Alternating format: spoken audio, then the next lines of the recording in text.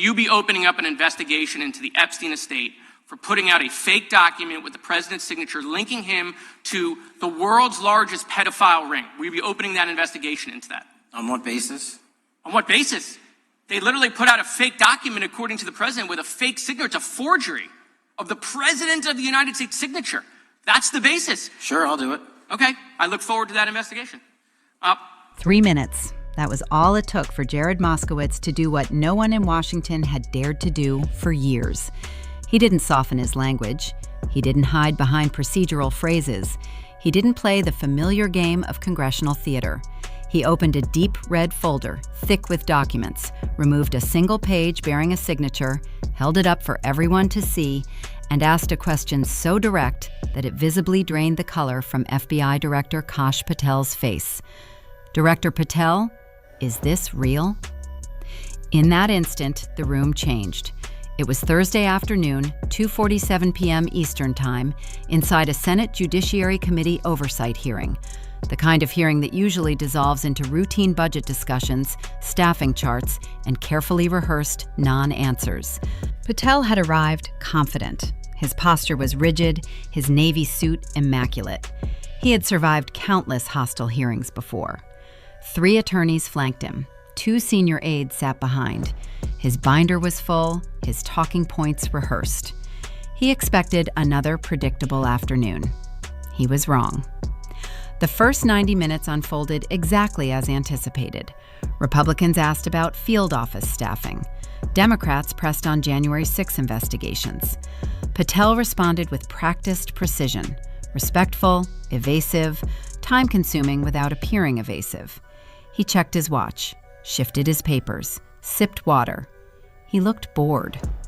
Then Jared Moscowitz was recognized.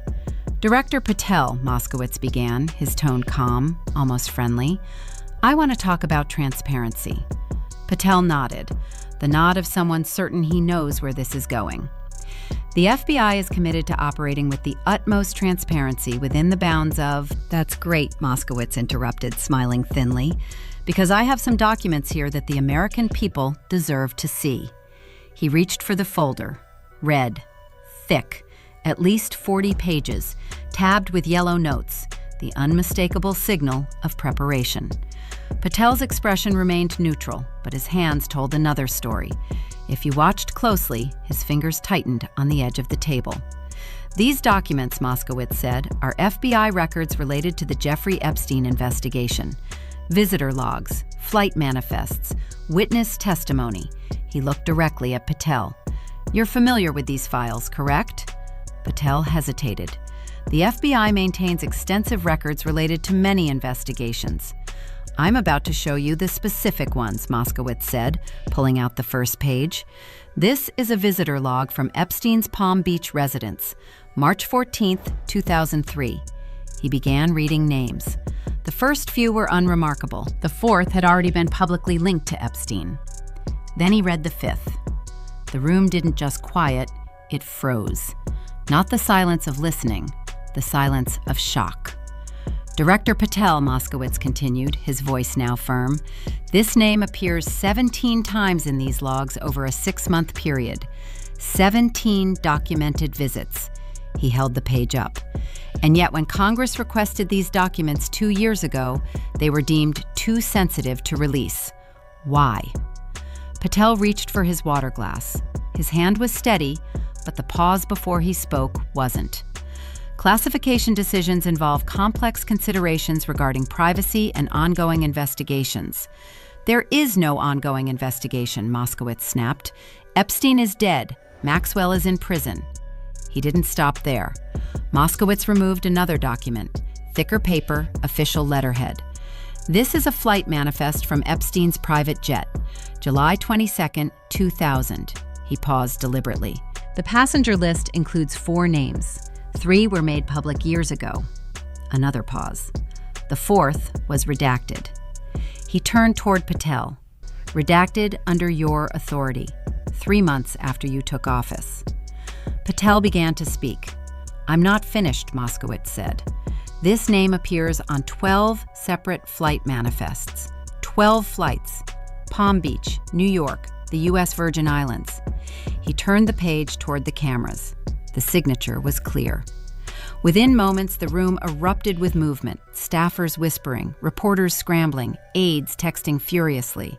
The name spread faster than anyone could stop it. Moskowitz didn't need to say it out loud. Patel attempted damage control. Flight manifests from more than 20 years ago without proper context. Let me give you context, Moskowitz replied, pulling out another page. This is witness testimony from a woman who worked at Epstein's Manhattan residence between 1999 and 2002, given to the FBI in 2009. He read aloud. He was there at least 5 or 6 times that I personally saw. Always in the evening, always with Jeffrey. They seemed like old friends. The gallery audibly gasped. Director Patel, Moskowitz said quietly, setting the paper down. This testimony has been in FBI files for 16 years. Why was it classified? Patel stumbled. Congressman, that slip landed hard. The FBI does not classify documents to protect individuals. Your protocols protected this individual, Moskowitz replied, and you know why. Then Moskowitz held up a photograph. This photo was taken at Mar-a-Lago in 1997. 2 men, arms around each other, smiling. Everyone has seen this one, he continued. What they haven't seen are these. He revealed dozens more photographs. 32 additional images from the same event, all in FBI evidence storage, all withheld despite subpoenas, FOIA requests, and a court order. Patel was sweating now. Not figuratively, visibly. What exactly are you protecting? Moskowitz demanded. There are no open cases, no prosecutions pending. He stood up. Veteran observers later said they had never seen a member of Congress stand during questioning. Director Patel, Moskowitz said, I'm going to ask you a yes or no question. Patel nodded reluctantly. Has the FBI, under your leadership, investigated the individuals named in these Epstein documents? Silence. 23 seconds. An eternity. I cannot comment on specific investigative priorities. That is not yes or no, Moskowitz said coldly. Have you investigated them? Patel glanced at his lawyers, at his aides. Each credible lead is evaluated. That's a no, Moskowitz interrupted. 73 words to say no. Moskowitz gathered his documents. What I see, he said, is an FBI that investigated parents at school board meetings more aggressively than Epstein's clients. He didn't lower his voice. I see an agency that classified evidence to protect powerful people. I see a director appointed by one of the men named in these files. And I see someone who spent 11 months burying evidence, tying that man to a convicted child sex trafficker. The room erupted. But Moskowitz wasn't finished. He lifted one final page. This is a Department of Justice memo, March 27, 2024.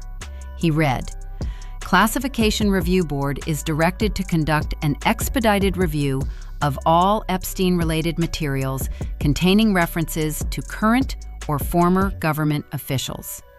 It's signed by your deputy director, Moskowitz said. Did you authorize it? I don't recall, Patel replied.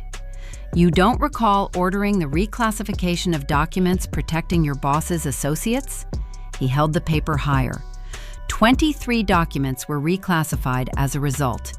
Every single one referenced the same name. That isn't coincidence, Moskowitz said.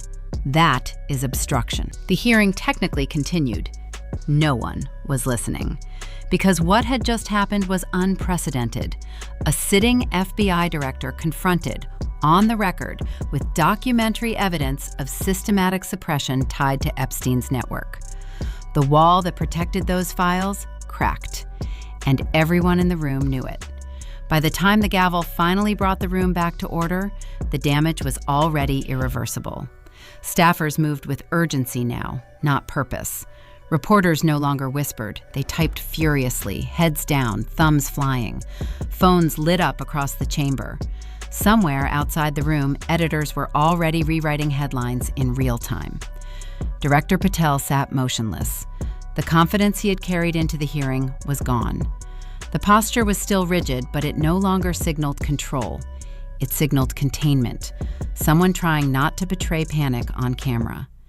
The senators who followed Moskowitz asked their questions as required. Cybersecurity threats, foreign espionage, budgetary allocations. No one cared. Because what had just unfolded was not a policy disagreement or a partisan clash. It was an exposure. A rare moment where the machinery failed, where the script tore, and where documents, actual documents, were placed into the public record in a way that could not be undone. Within minutes of the hearing's recess, fragments of the exchange began circulating.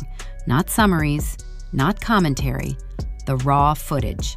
The moment the red folder opened, the pause before the name was revealed, the 23 seconds of silence.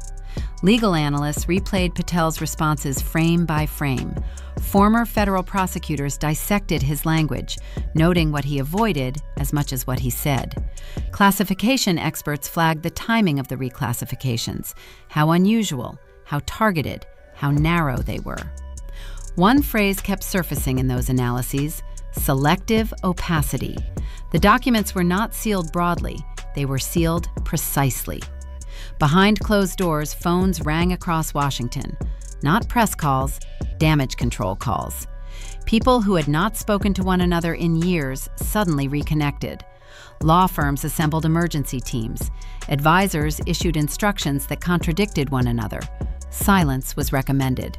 Statements were drafted and discarded, because no statement could change what was already on record. A sitting member of Congress had entered declassified FBI documents into a public hearing. Those documents showed patterns: repeated visits, repeated flights, repeated appearances in testimony that were no longer deniable as coincidence. The shield wasn't speculation anymore. It was paper. The most unsettling part wasn't what Moskowitz said, it was what Patel couldn't say. At no point did he deny the authenticity of the documents. At no point did he dispute the timelines. At no point did he claim investigations had taken place and cleared the individuals involved. Instead, he relied on procedural language, frameworks, priorities, resource allocation. To seasoned observers, that wasn't defense, it was retreat. By nightfall, former FBI officials began speaking anonymously. Some confirmed that Epstein-related materials had been treated differently for years. Others admitted there had been internal resistance to reopening those files. Resistance that came not from agents, but from above them. Several noted something else. The reclassifications Moskowitz revealed did not originate from career analysts. They originated from leadership. What made the moment historic wasn't just the confrontation, it was the precedent. For decades, the Epstein case existed in a strange political limbo, a case everyone acknowledged, a network everyone suspected, a truth that was endlessly implied but never formally presented. Until now. Moskowitz didn't speculate. He didn't accuse without evidence. He didn't rely on anonymous sources. He read the files. And once something is read into congressional record, it becomes very difficult to bury again. By the next morning, the narrative had shifted. The question was no longer who was in the documents. The question was, who decided they shouldn't be investigated? Oversight committees quietly requested briefings. Advocacy groups demanded full declassification. Civil liberties organizations asked why transparency had only arrived under pressure. And legal scholars raised a more dangerous issue. If classification authority was used to shield specific individuals rather than national security, that crossed from discretion into misconduct, possibly obstruction. Director Patel released a short written statement later that day. It reaffirmed the FBI's commitment to justice. It rejected political motivation. It did not address the memo. It did not address the reclassifications. It did not address the silence. The absence was louder than any denial. Looking back, analysts would later mark the hearing not as a conclusion, but as an opening. The moment when the Epstein case stopped being an unresolved scandal and became a documented institutional failure. The moment when protection stopped being theoretical and started being traceable. The moment when one question, is this real, forced an entire system to confront its own paper trail. And no matter what happens next, that moment is permanent, because once the record is made, it does not forget.